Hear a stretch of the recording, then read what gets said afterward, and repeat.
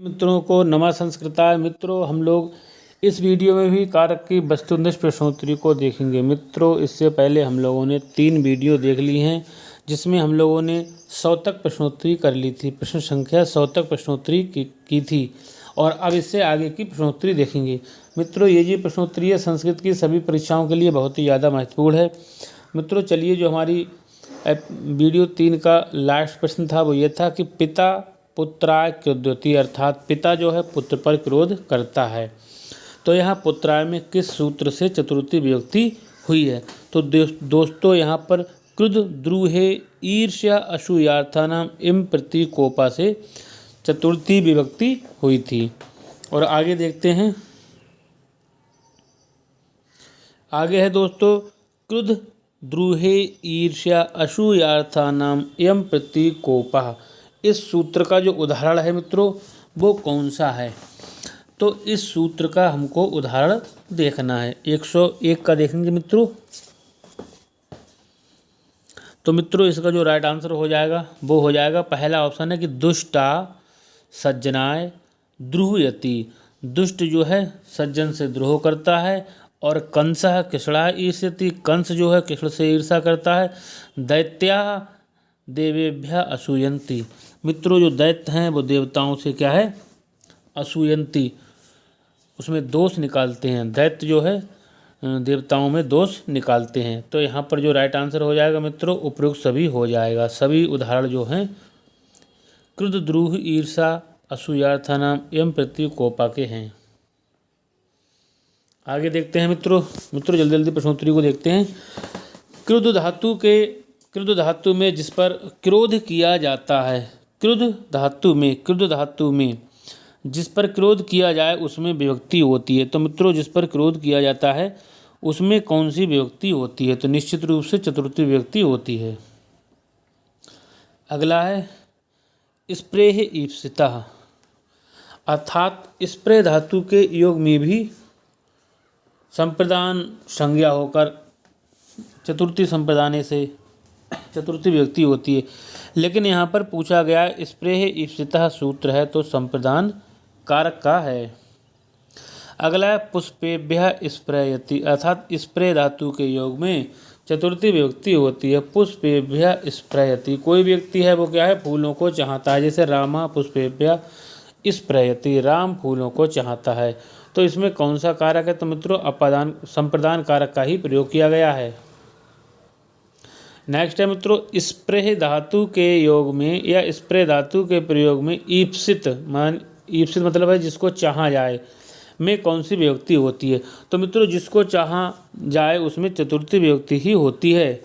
Spray ईप्सिता सूत्र से संप्रदान संज्ञा होकर और चतुर्थी संप्रदान से चतुर्थी विभक्ति हो जाती है। अगला है पुष्पेभ्यः स्पृहयति, यहाँ किस सूत्र से चतुर्थी विभक्ति हुई है? तो मित्रों, किस सूत्र से चतुर्थी विभक्ति हुई है? तो स्पृह ईप्सिता सूत्र से चतुर्थी विभक्ति हुई है।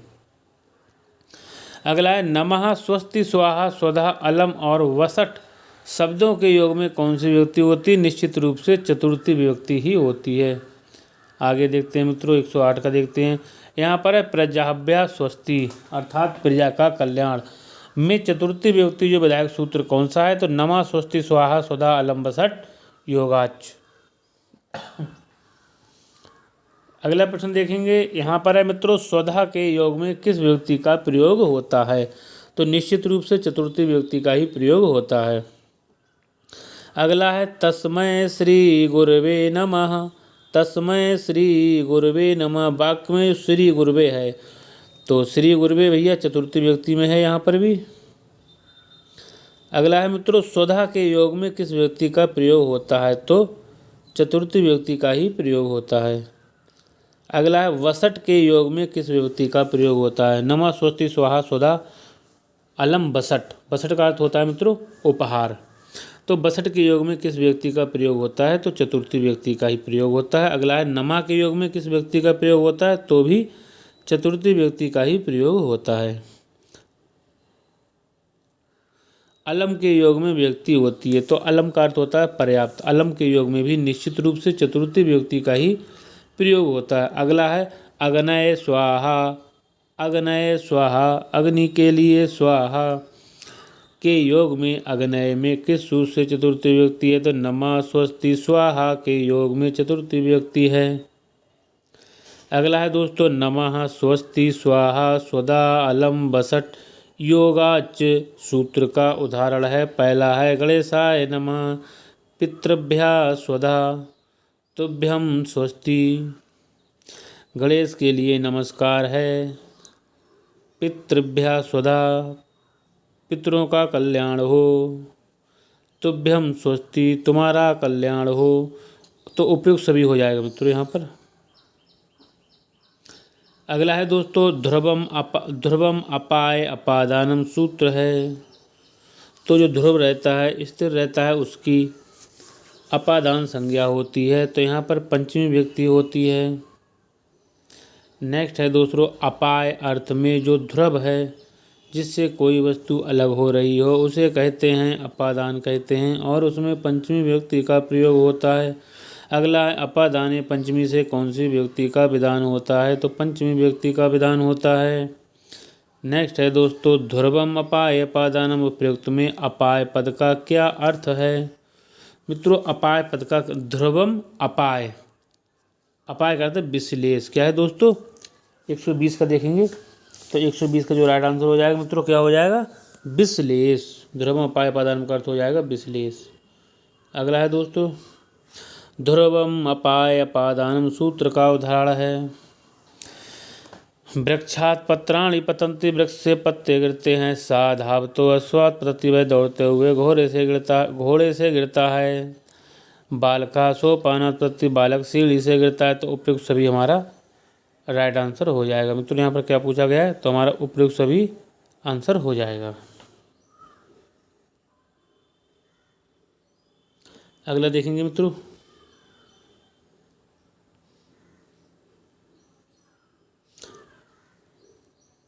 यहाँ पर पूछा गया है वृक्षात पत्राणि पतंति। उदाहरण में वृक्षात पद में किस सूत्र से पंचमी व्यक्ति हुई है मित्रों?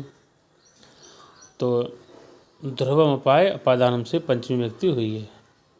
अगला है मित्रों जुगप्सा विराम प्रमाद अर्थानाम उपसंख्यानम, इस वार्तिक से किस व्यक्ति का विधान होता है? 123 का देखते हैं दोस्तों। तो यहाँ पर भी पंचमी व्यक्ति का प्रयोग होता है। अगला है जुगुप्सा यानी घृणा या निंदा करना, विराम माने रुकना, प्रमाद माने आलस। इन अर्थ वाली धातुओं के प्रयोग में कौन सी व्यक्ति होती है? तो पंचमी व्यक्ति का ही प्रयोग होता है। अगला देखते हैं जुगुप्सा विराम प्रमाद अर्थानाम उपसंख्यानम का जो उदाहरण है। जुगुप्सा विराम प्रमाद अर्थानाम उपसंख्यानम का उदाहरण है। पहला है पापास जुगुप्से, जुगुप्सते पाप से घृणा करता है। सा कार्यात ब्रह्मति, वह कार्य से प्रमाद करता है, रुक जाता है। और सा धर्मात प्रमादति, वह धर्म से प्रमाद करता है। उपयुक्त सभी हमारा आंसर सही हो जाएगा। अगला है दोस्तों जुगुप्सा विराम प्रमाद, इन अर्थ वाली धातुओं के योग में कौन सी संज्ञा होती है? तो अपादाने पंचमी अपादान संज्ञा होती है। जुगुप्सा विराम प्रमाद अर्थानाम उपसंख्यानम सूत्र से। अगला है दोस्तों पंचमी विभक्ति करने वाला सूत्र कौन सा नहीं है? तो ध्रुवम पाय अपादानम जुगुप्सा विराम प्रमाद अर्थानाम उपसंख्यानम भीतरार्थानाम भय हेतु। मित्रों यहाँ पर जो है हमारा यतस्य निर्धारण जो है पंचमी विभक्ति करने वाला सूत्र नहीं है, इससे षष्ठी या सप्तमी विभक्ति होती है। नेक्स्ट है निम्नलिखित में अपादान संज्ञा करने वाला सूत्र है, किस सूत्र से अपादान संज्ञा होती है? तो भीतरार्थानाम भया हेतु से अपादान संज्ञा होती है। नेक्स्ट है भय यानी डर अर्थ वाली और त्राण रक्षा अर्थ वाली धातुओं के योग में जिससे भय हो या जिससे रक्षा की जाए उसकी कौन सी संज्ञा होती है मित्रों? तो उसकी अपादान संज्ञा होती है। नेक्स्ट है त्राण अर्थ वाली या भय अर्थ वाली धातुओं के योग में कौन सी विभक्ति का प्रयोग होता है? तो पंचमी विभक्ति का प्रयोग होता है भीतरार्थानाम भया हेतु से।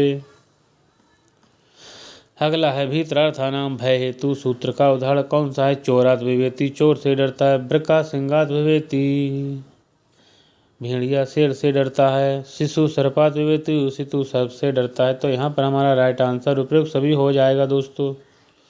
सभी उदाहरण भीतराता नाम भय हेतु के हैं। यहाँ पर चोर से डरता है, यहाँ पर सिंह से डरता है, यहाँ पर सर्प से डरता है। अगला है भीतरार्थानाम, भी और त्रा अर्थ वाली धातुओं के योग में जिससे भय का हेतु है। जो भीतरार्थानाम भया हेतु सूत्र का उदाहरण कौन सा नहीं है, हमसे नहीं है पूछा है। पहला है पिता पुत्रम सिंहात रक्षी, पिता पुत्रम सिंहात रक्षति, पिता पुत्र की शेर से रक्षा करता है। चोरत विवेति, चोर से डरता है। पापात्रायते, पाप से रक्षा करता है। लेकिन सत्येन रक्षति, यहाँ रक्षा के योग में सत्य में तृतीय व्यक्ति है। यही हमारा राइट आंसर है। यही नहीं होगा, कौन सा उदाहरण नहीं है, तो यही नहीं है। अगला है दोस्तों सा चोरात विवेति, वह चोर से डरता है। यहाँ चोरात पद में किस सूत्र से पंचमी व्यक्ति का प्रयोग किया गया है, किस सूत्र से पंचमी, तो अपादाने पंचमी से पंचमी व्यक्ति हुई है। लेकिन जो अपादान संज्ञा हुई है वो भीतरार्थानाम भया हेतु से हुई है। अगला है नियम पूर्वक जिससे विद्या पढ़ी जाए या कुछ सीखा जाए तो ऐसे व्याख्याता या उपाध्यायता की संज्ञा होती है। कौन सी होती है मित्रों, यहाँ पर आख्यातोपयोगी सूत्र लगेगा, तो यहाँ पर अधिकरण संज्ञा होती है। नेक्स्ट है आख्यातोपे सूत्र का उदाहरण है उपाध्यायात अधीते, उपाध्याय से पढ़ता है। छात्रा शिक्षका संगीतम शिक्षते, छात्र शिक्षक से संगीत को सीखता है। अगला है बटू जानाति, बटू जानता है। बटू कर्मकांडम जानाति, बटू जो है या छात्र या बटू फिर कर्मकांड को जानता है, लेकिन किससे जानता है, गुरु। बटू गुरो हो कर्मकांडम जानाति, बटू गुरु के द्वारा कर्मकांड को जानता है। गुरु में पंचमी व्यक्ति है। यहाँ पर पूछा है आख्यातोपयोगे, आख्यातोपयोगे सूत्र का उदाहरण, तो उपयुक्त सभी उदाहरण हो जाएंगे। नेक्स्ट है दोस्तों आख्यातोपयोगे सूत्र है संप्रदान का, अपादान का, कर्ण का, कर्म का, तो अपादान संज्ञा करने वाला सूत्र है। अगला है अन्य भिन्न इतर ऋते पूर्व प्राक प्रत्यक वही, अन्य भिन्न इतर ऋते पूर्व प्राक प्रत्यक वही, आरभ्य प्रभृति आदि शब्दों के योग में कौन सी विभक्ति होती है दोस्तों, तो इन शब्दों के योग में पंचमी विभक्ति का प्रयोग होता है। अन्य आरात इतरते दिक् शब्द चूतर पदानाम जाहि युक्त इस वार्तिक का उदाहरण है। तो मित्रों पहला है अन्याह केषणात्, ऋतेः केषणात्, भिन्नः केषणात्, उपर्युक्त सभी हमारा आंसर हो जाएगा। पंचमी व्यक्ति का विधान करने वाला वार्तिक है मित्रों। नेक्स्ट है स्वास्वामी भाव, जन्य जनक भाव, कार्य कारण भाव आदि में कौन सी व्यक्ति होती है, तो निश्चित रूप से षष्ठी व्यक्ति का प्रयोग होता है। अगला है षष्ठी ही से सूत्र का उदाहरण है। 140 का देखेंगे मित्रों। तो पहला भैया ऑप्शन है राज्ञः पुरुषा, राजा का पुरुष, गंगाया जलम, गंगा का जल, दशरथ पुत्रा, दशरथ का पुत्र। तो यहाँ पर जो राइट आंसर हो जाएगा उपयुक्त सभी हो जाएगा। मित्रों आज इस वीडियो में हम 50 प्रश्नों को देखेंगे, 41 हो चुके हैं।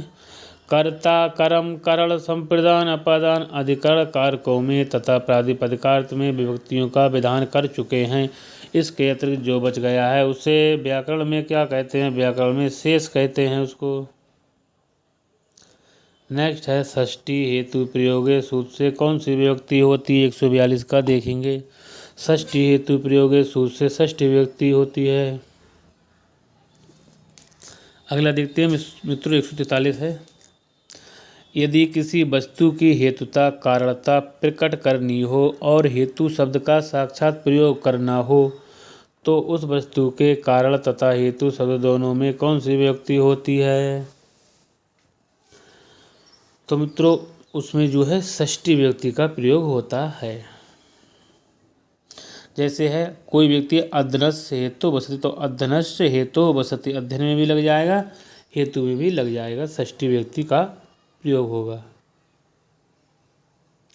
नेक्स्ट है षष्ठी हेतु प्रयोगे सूत्र का उदाहरण है। पहला है छात्राः बसति, छात्र बसता है। अब क्यों बसता है? छात्राः प्रयागे बसति, छात्र प्रयाग में बसता है। तो छात्रा अध्ययनस्य हेतोः प्रयागे बसति, छात्र अध्ययनस्य यहाँ भी षष्ठी है, हेतु यहाँ भी षष्ठी है। तो भैया अध्ययनस्य में भी है और हेतु में भी है। छात्रा अध्ययनस्य हेतु प्रयागे बसति, ये तो सही है। दूसरा है सह बसति, वह बसता है, वह रहता है। अन्नस्य हेतु, अन्न हेतु, तो अन्न में भी षष्ठी है, हेतु में भी षष्ठी है, ये भी सही है। अगला है सुमनाः यतते, सुमनाः गृहस्य हेतु यतते, तो यहाँ गृहस्य में भी षष्ठी है, हेतु में भी षष्ठी है। इसीलिए तीनों उदाहरण जो षष्ठी हेतु प्रयोग के हैं, उपयुक्त सभी आंसर सही हो जाएगा। अगला है मित्रों, यहाँ पर हो जाएगा षष्ठी, षष्ठी हेतु प्रयोगे रिक्त स्थान, षष्ठी हेतु प्रयोगे रिक्त स्थान की पूर्ति हमारा आ जाएगा षष्ठी हेतु प्रयोगे। 146 का देखते हैं। वर्तमान अर्थ में होने वाले ता प्रत्यांत शब्दों के योग में कौन सी विभक्ति होती है? 146 का देखते हैं मित्रों। तो यहाँ पर षष्ठी विभक्ति होती है। कौन सी होती है? वर्तमान अर्थ में प्रयोग होने वाले ता प्रत्यांत शब्दों के योग में षष्ठी विभक्ति का प्रयोग होता है। अगला है तश्चा वर्तमाने सूत्र का उदाहरण है। तो 147 का देखते हैं दोस्तों। पहला ऑप्शन है राज्ञां पूजिताः विद्वान्, दूसरा है सर्वेषां आदृताः गुरुः, राज्ञां मताः बुद्धाः पूजिता वा। तो यहाँ पर मित्रों उपयुक्त सभी हमारा आंसर सही हो जाएगा। नेक्स्ट है कि तश्चा वर्तमाने सूत्र किस व्यक्ति से संबंधित है? 148 का देखते हैं दोस्तों। तो ये षष्ठी व्यक्ति से संबंधित है। आइए मित्रों 149 में देखते हैं। यहाँ पर है षष्ठी चा अनादरे, सूत्र से कौन सी विभक्ति होती है? 149 का देखेंगे।